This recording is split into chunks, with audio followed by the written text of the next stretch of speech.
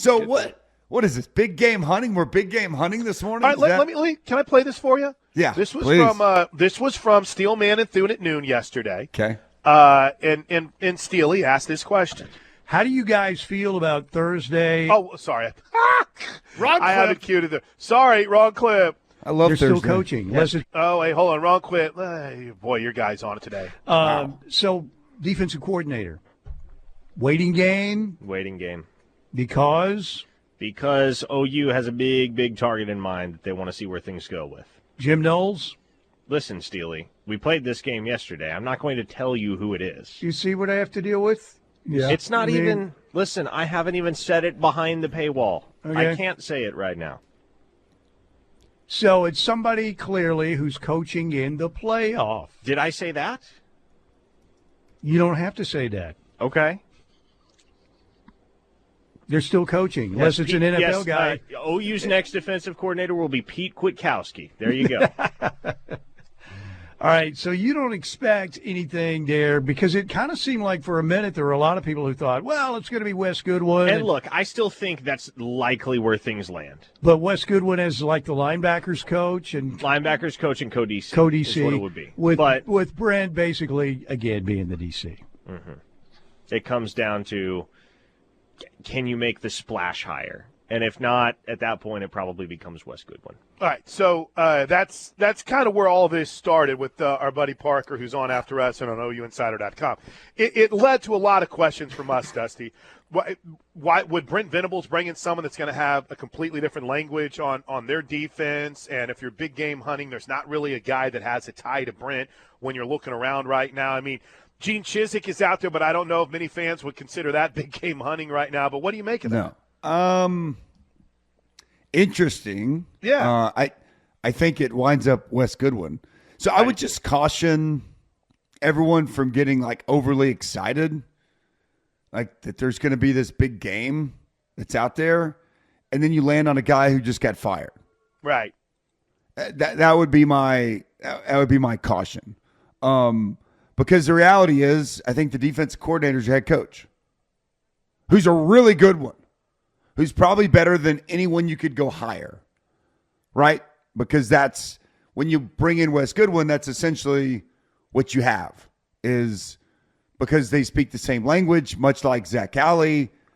Wes Goodwin learned everything essentially he knows about defense for the most part from Brent Venables. Right. And I've had several Wes Goodwin games. I had which was Wes Goodwin's last game at Clemson as the defensive coordinator. So I think most of us thought even before he was let go from Clemson, that was a very likely, hire, someone you bring in to fill that spot. Al Golden, Pete Kwiatkowski, Jim Knowles, Tom Allen, all good coaches. I just wouldn't understand that. Yeah. So what? Now you're going into year 4, such a pivotal season, and the thing you feel best about is the defense. And another part of what makes you feel so good about the defense is a lot of these guys have played in it for multiple years. Right. Now you blow that up, you change it. I'm not saying Parker's wrong. Right, no. I wouldn't understand it. I wouldn't understand either, yeah. That's kind of been my point the whole morning, Dusty, is I get it. Everyone's like, oh, well, it's easy. You just change this and that. I don't think it's that easy to change the defense, especially whenever you have guys that have been in it for 3 years. And listen, Oklahoma has gone through many bumps, but I think everyone agrees they had a defense that was good enough to win them 10 games last year. Like, that's how their defense was good enough to be a team that could be in the playoff conversation. And I don't know why you would do a quick 180 from that. Now, I mean, I love Jim Knowles. Yeah. I think he's awesome. If you can go get Jim Knowles, I'm not here to tell you, no, you should not do that. He's paid $2 million. He's making 1.9 a year. What's it going to cost to go get him? I would at least ask the question. Pete Kwiatkowski, I put no chance that he leaves Texas and he comes to Oklahoma. Tom Allen, Tom Allen seems like he's pretty content there in the Big Ten.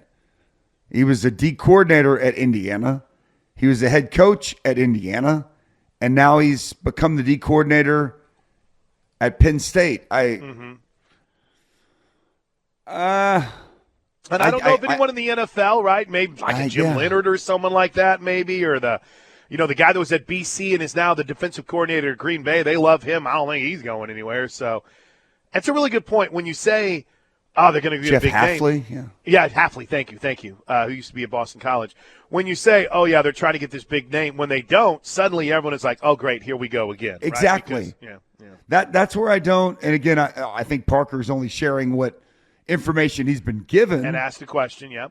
And I will say it's kind of sneaky the way he's going about it, just hinting around. And I would just caution against that personally, because I would always rather be.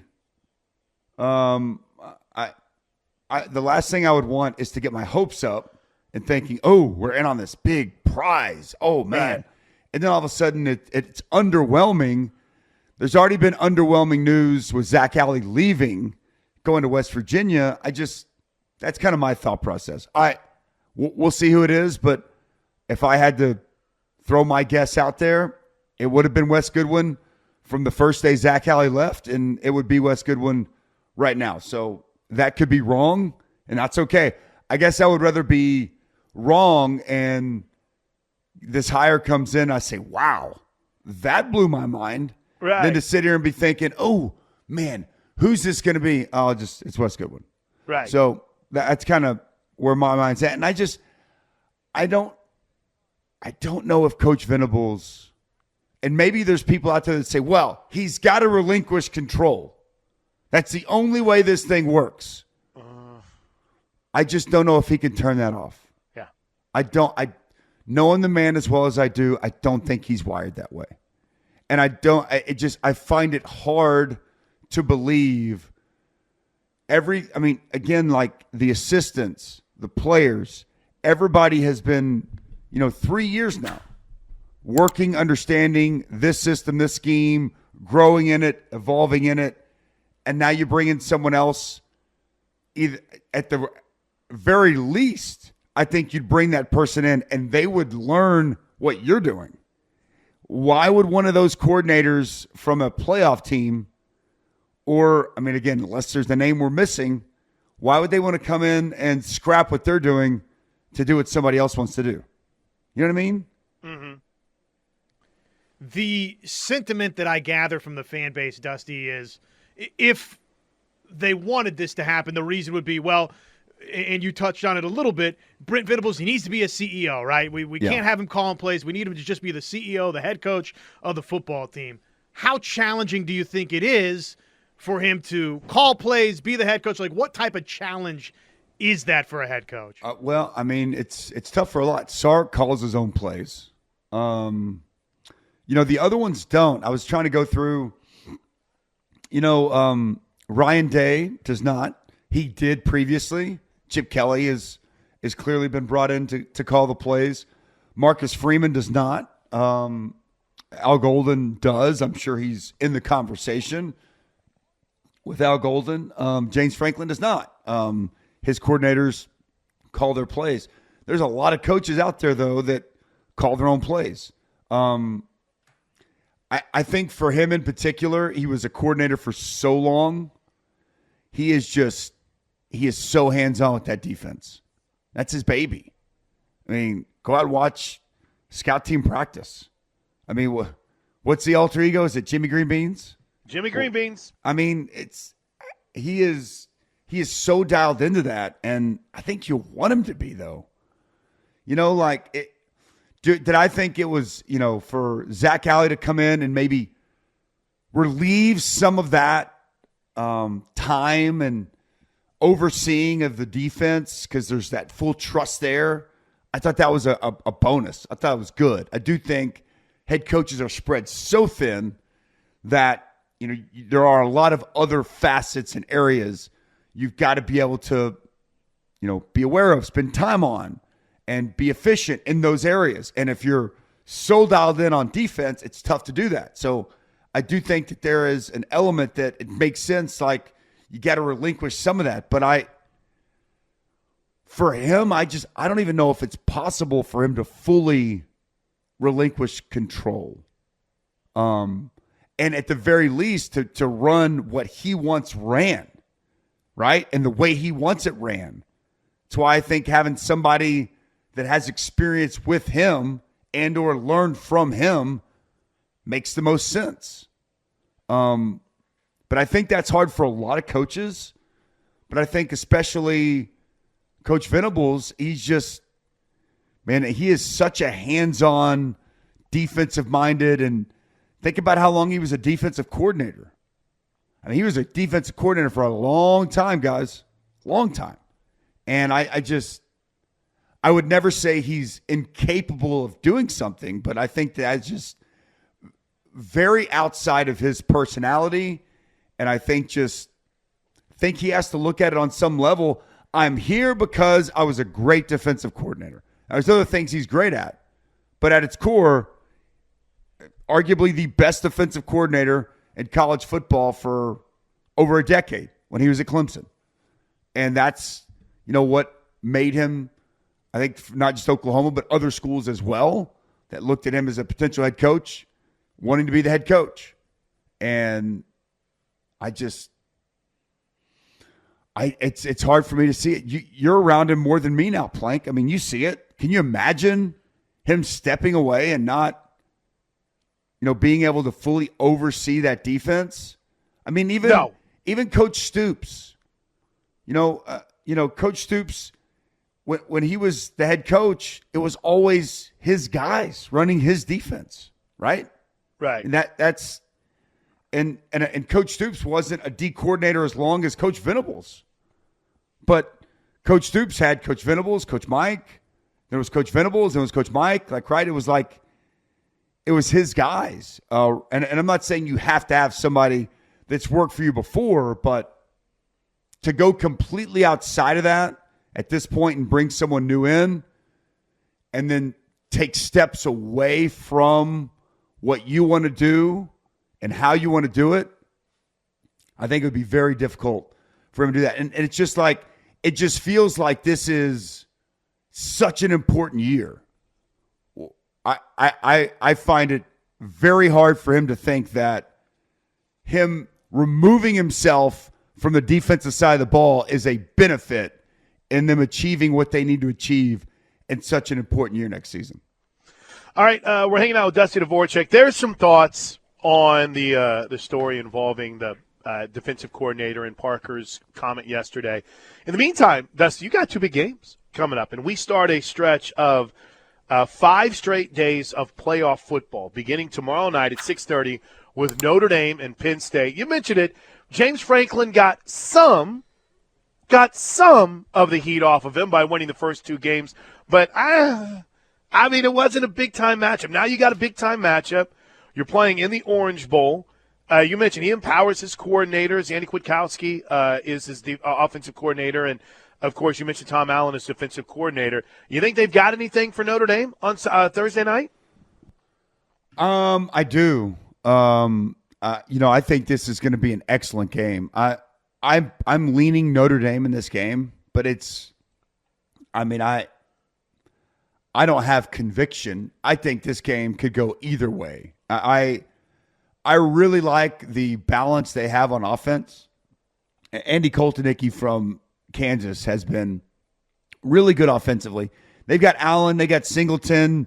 Allen's a bit more of a bruiser. Singleton's got that home run speed. These two share that workload, and they have since they've been true freshmen. So their offensive line has been solid. They're going to have their hands full against that Notre Dame front. Ty Warren is, he is such a tough cover. He's 6'6", he's 255, 260. He's tough to cover man-to-man. He's really good in zone coverage. He sits down. He's got that big catch radius. So good at contested catches. Like, I just wonder with Notre Dame, if you sell out to slow down the run game, what's your plan for that big tight end? Outside of him, I don't think they have guys that overly concern you, but Tyler Warren is a big concern. He's the best tight end in college football, and as we saw against Boise State, he is capable of making big-time plays when they need it. When he's covered, he's open. I mean, that's the way I look at him. So, I don't know what Al Golden's plan's going to be. Xavier Watt's a fabulous safety, but doesn't have great size. Their linebackers have good size, but I don't think they're great in man-to-man coverage, and they love to run man-to-man coverage. So I'll be intrigued with that aspect. How do they slow him down? And I think Penn State, defensively, they've been really good. Again, they're another aggressive defense. Where, in this matchup, Notre Dame offense, Penn State defense, like health is important. Jeremiah Love, he has not been right, even though he had the 98-yard touchdown against Indiana. After that, I think he had 7 carries, 10 yards. He only had 6 carries against Georgia. So he's their home run hitter. Where's he at? He's got the knee injury that he's still not fully healthy. He's supposed to play. How healthy is he? Is he able to burst? That'll be a question I have. And then Abdul Carter, man, he might be the number 1 drafted defensive player not named Travis Hunter. So him coming off the edge, creating negative plays, pressure on the quarterback. He only played a quarter against Boise before, the shoulder, arm injury, whatever the heck it is. And there hasn't been a lot of info. I guess he posted a Star Wars video, which I'm not a big Star Wars guy. But apparently it's supposed to mean that he's like regenerating and he's going to be good. Yeah. So I guess based off that, if he put it on X and the Star Wars folks tell me he's going to be good, he'll be good.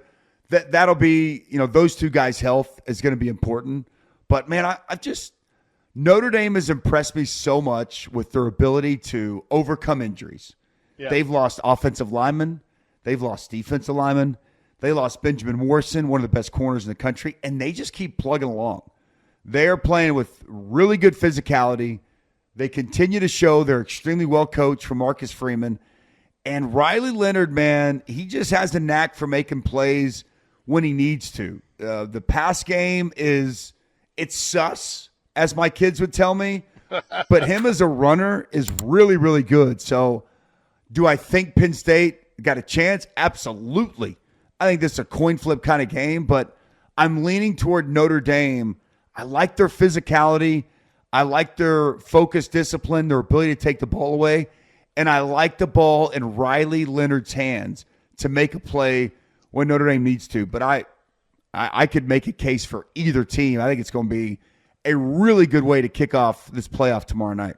All right, we've got to get a break. When we come back with Dusty, we'll talk about the Texas-Ohio State game.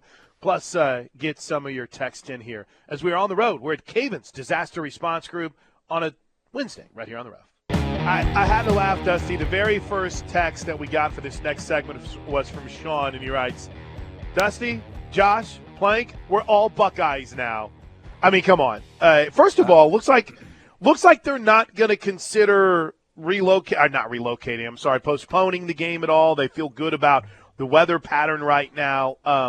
But what do you make of this matchup, man? No team has been more dominant during the playoffs in their first 2 games in Ohio State, and they may have had the roughest road. Well, first of all, I was thinking about this too. With the big game hunting, I'm going to go back for just a second. Oh, go ahead, yeah. Is there any way that the coordinator comes with players? Since we're living in somewhat of a fantasy world, can Caleb Downs come too? He'd be great. If Jim Knowles is coming, can we just start cherry picking players to come with the DC? Let's go. Is that part of this game? I like that. Because that's a good idea. I'd be in for that.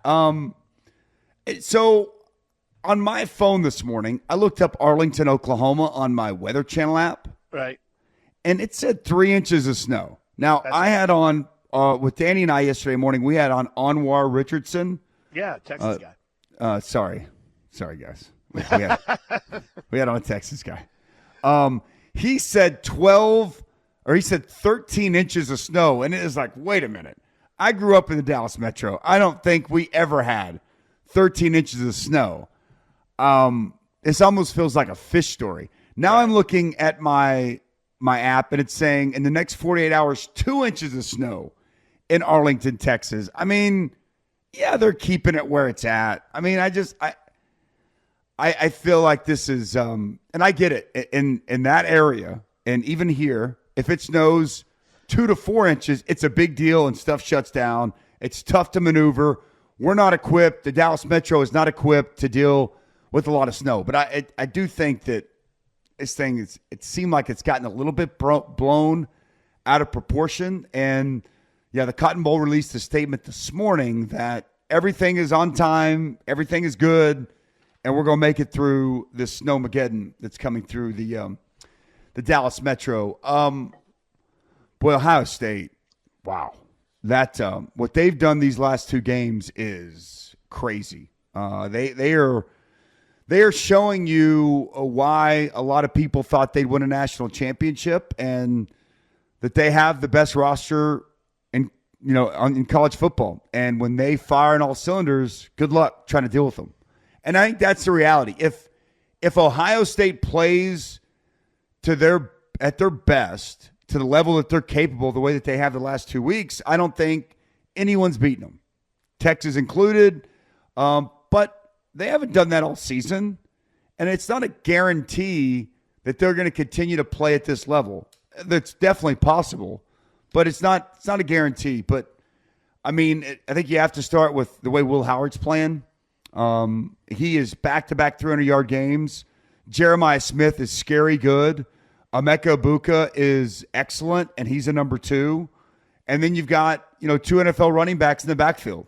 Travion Henderson, kind of more that explosive, big play type of guy. Quinshon Judkins, a hammer, very physical and tough to tackle. And it seems like Chip Kelly is just being more aggressive with Will Howard. A lot of trust in him, and he's spinning it, man.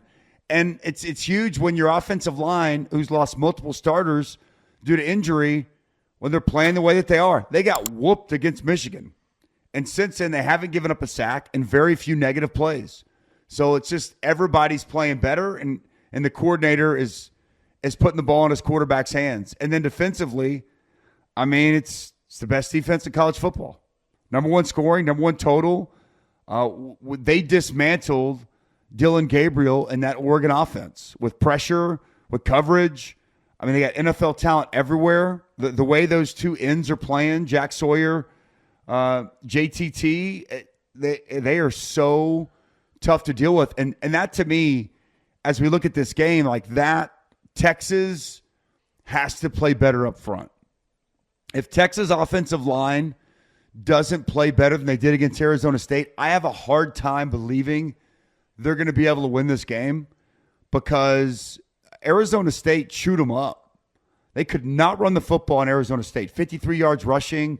There's a lot of pressure they were able to create and put on Quinn Ewers. And when Quinn Ewers has time, as was a good reminder in that 4th and 13, he can make big throws. When he's under duress, very pedestrian, as are many quarterbacks, but I'd say him even more than a lot. He just doesn't have, the great mobility and ability to operate off schedule. So that Texas offensive line that against Clemson was fabulous. And they're moving people, protecting. They better be better than they were against Arizona State, because really 2 of the last 3 games they've struggled. Georgia chewed them up, and then Arizona State had a lot of success. So where is that Texas offensive line?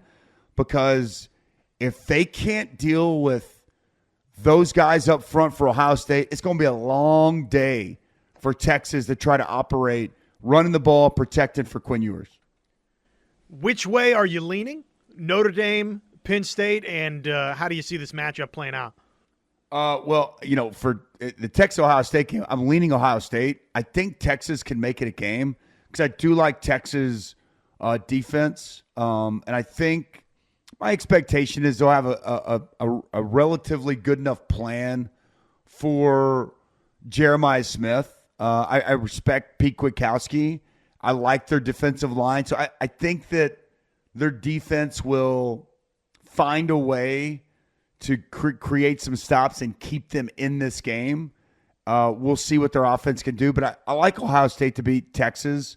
I'm not, and maybe I'm foolish. Maybe this is me hoping for a competitive game. I think Texas makes it interesting.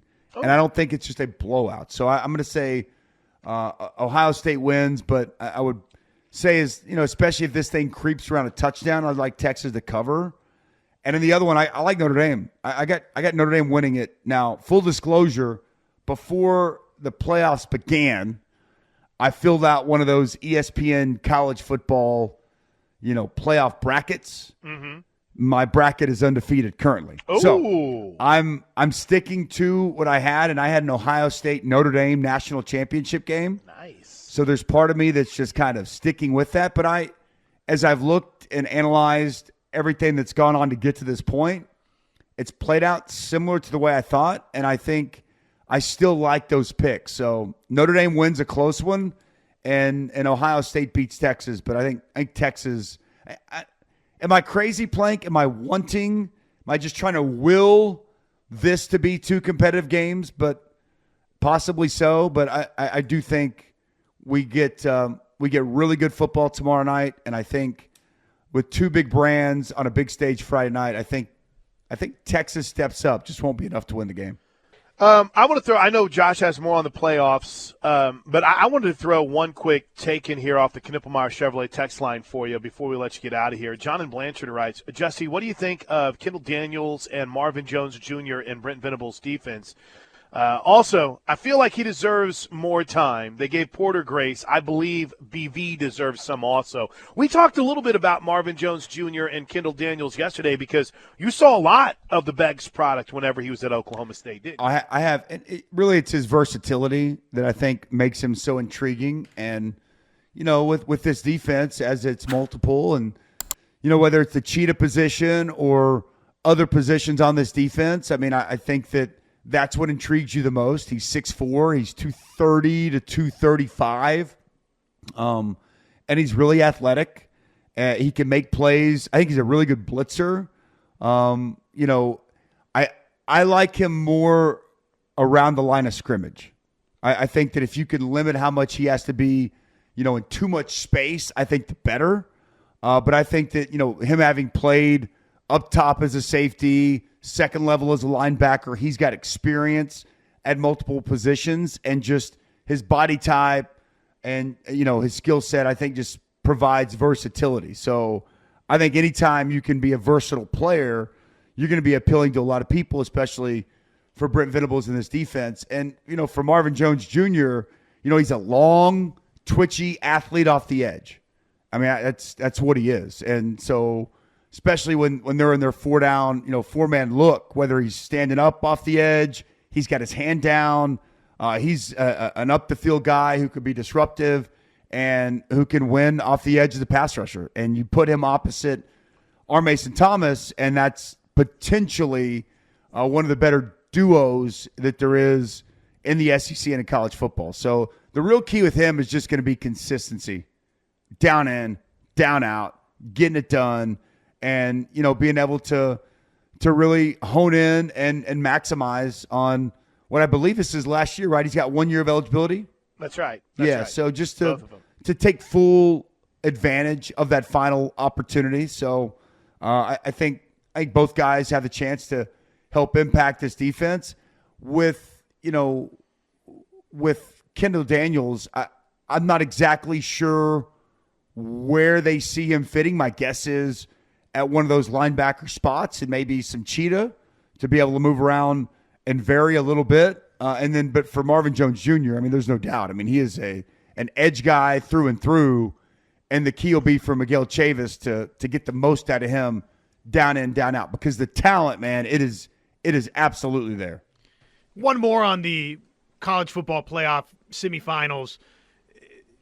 Ohio State, Notre Dame, sounds like you're obviously leaning that direction for the national championship game. Out of these teams that are left, who do you view as the best chance to be dynastic, now winning a championship? Somebody's going to end a long drought for a national championship. Who do you view as the likeliest to be dynastic? You mean dynasty worthy? Yeah, like win this back? one and go, start winning, multiple national championships. Yeah, I mean, it's a fair question. Notre Dame hasn't won since '88. Penn State hasn't won it since '86. Be huge for either one of those fan bases. Ohio State won it in 2014, and Texas, their last one was '05 with Vince Young. I mean, I think the answer is Ohio State. At the same time, boy, Texas is set up pretty well with what they have coming in Arch Manning. I just don't know. Julian Sand, I think, is the next quarterback at Ohio State. Feels that way. And it seems like coming out of, fall camp, even going back to last spring, that there's a lot of good things being said about Julian Sand. Remember, he was at Bama when Nick Saban, I think he signed with Bama. Nick Saban retired. He got in the portal. He went to Ohio State, was one of the top quarterbacks out. So I haven't seen him much, but based off what I've heard, kind of what's out there, is he's supposed to be a really good player. And I guess you just look at Ryan Day's record, right? I mean, I think that's the safest, easiest answer. I think it's got to be, to me, it's got to be Texas or Ohio State. I gave Texas so much love and Sark so much love yesterday. I feel like there may be bad things said about me by the KREF Army, so I can't go Texas. But Ryan Day's got a Michigan problem. Other than that, he has cruised through the Big Ten. His record is 46-5 in the Big Ten since he's been the head coach. So he's been to a national championship game before. He's got a good chance to get back again. I think it's got to be Ohio State. Yeah, buddy. Have a great trip. Are you going to Bristol or are you going to D.C.? D.C. today. Get on the plane, head to D.C. I think it's going to be cold. Hopefully won't be too bad. I think they had snow earlier this week. Yeah. So I think I dodged the snow, fortunately. And I'm coming back Saturday through Dallas. I'm just hoping that this snow doesn't mess with my travels in any way. And I'm hoping that it doesn't mess with anybody's. Hopefully all the fans can show up and no kind of issue. I am curious. Let me ask you this real quick. What do you think the stadium's going to look like there in Arlington? You think it'll be pretty split? I think there's going to be a lot of Texas. I think there's going to be a lot of Texas fans. But, I get to Ohio work. State travels. Yeah, I get to work with Bobby Carpenter a lot, and he told me that he's never seen a group of Buckeye fans that had prepared for that trip even more so than Pasadena. So they're pretty fired up, I think, in Columbus right now. And a lot of people maybe said, all right, I'm not going to go out and spend the money to go to L.A., but if we go to the Cotton Bowl, I'm in. I think there's going to be – am I being overzealous if I think even though it's in their backyard, Texas might still be battling like 60-40? I think it's going to be that. I think it's going to be 60-40. I even said this morning it wouldn't surprise me if it was 55-45. I just expect the Buckeyes fans to show up. And it obviously, being in Texas' backyard, they're going to garner some tickets. But, yeah, how about this? I expect 60-40, but I expect a lot from the Buckeyes. We'll see if the game delivers. You boys have a good one.